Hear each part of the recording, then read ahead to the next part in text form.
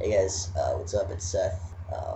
Sorry for the weird lighting. My lamp that I usually record videos next to is broken, so it was just really dark in the corner, so I'm in the window. Um, and that's my friend's painting behind me. Can't really see it. It's a house.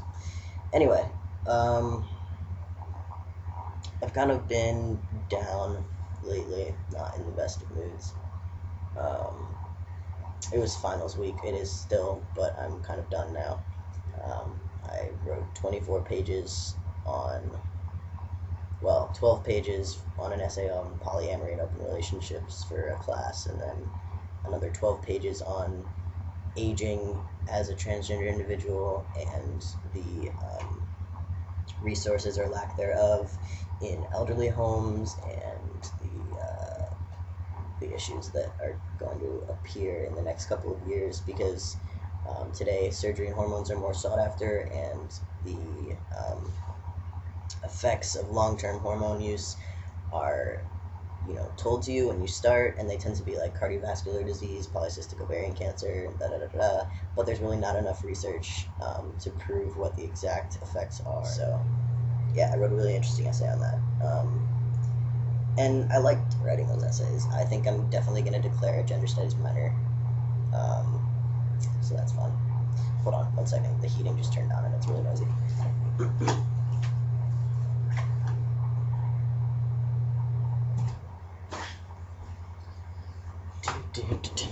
Okay, anyway. Physically, I have been getting really bad acne lately, and definitely noticing weight gain again. I'm nervous to go back home and weigh myself, um, just because a lot of it's fat. My face has definitely gotten rounder. As far as acne treatment goes, I noticed that I was just breaking out in these type of patches all over. Like the past week, I had so much stress because of finals and because of other stuff that I'll go into next after I talk about this. But yeah, really bad acne. And so I found this stuff. My friend had it. She just gave it to me. It's like on the spot Neutrogena acne treatment, and it's supposed to just be like you put it on one little dot overnight if you've got like an important meeting or whatever, and it dries it out, and then it disappears the next day. So I decided to coat my whole face in stuff because my face felt like shit. It was just like painful to have that much acne right under the surface. Um, so yeah, it's benzoyl peroxide, but it's like a concentrated dose, and yeah, it works really well. So I recommend it because now all I've got left is this, and I would put it on like at first just put it on like once, like at night, and go to sleep with it. It dries out. You can feel your face get dry. It kind of feels like a mask, and then you wake up and you wash it off. And now I'm using it like twice a day, so that's good, and it's working.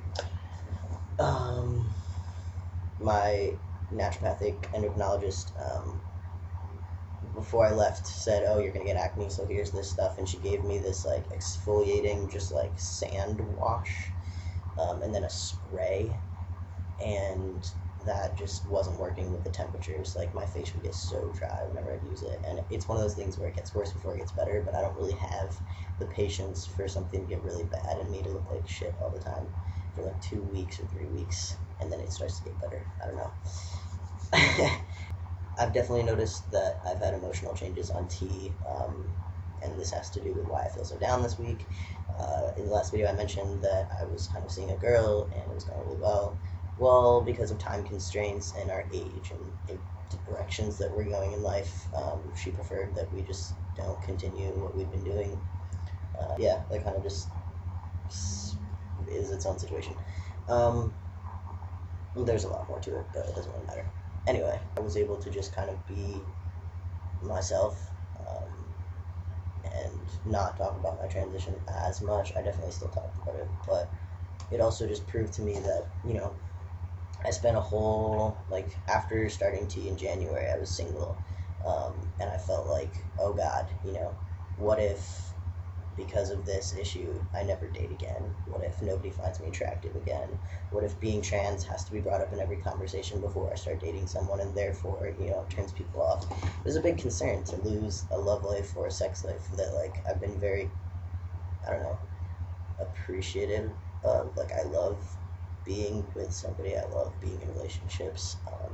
making people happy and being generous and just having that connection, having someone to be with, whether or not it's casual or serious. And so I was really worried. And, this kind of happened kind of at not a crucial time, but a time when I was having those kind of doubts, and it just kind of happened. And it just made me feel like, yeah, I can be appreciated again, and apparently I'm attractive. And another thing that kind of happened was I noticed emotional changes in me.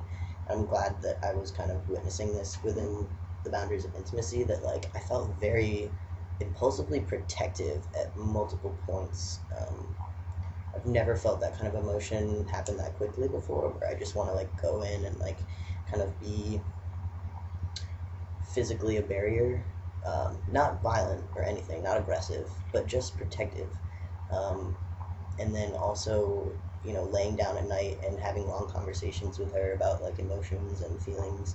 I found that like I was more just quiet and willing to listen, and maybe this was just our two personalities and how the exchange was working. But I've definitely found that I've been in that position before, where I just talk a shit ton and the other person's like smiling and listening, and I'm like, are you gonna say anything?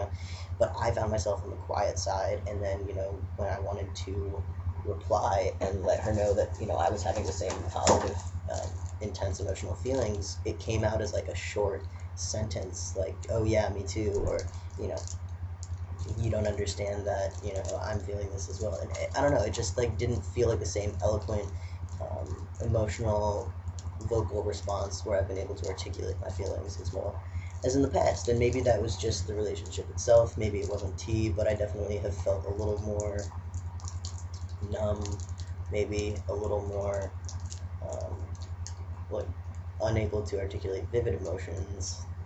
It's a little more under the surface now, but I can honestly say that that's a little bit better than being depressed all the time due to the appearance of vivid emotions every month because of, estrogen peaks due to a monthly visit. So yeah, I haven't had my period since I started testosterone in January. It's great.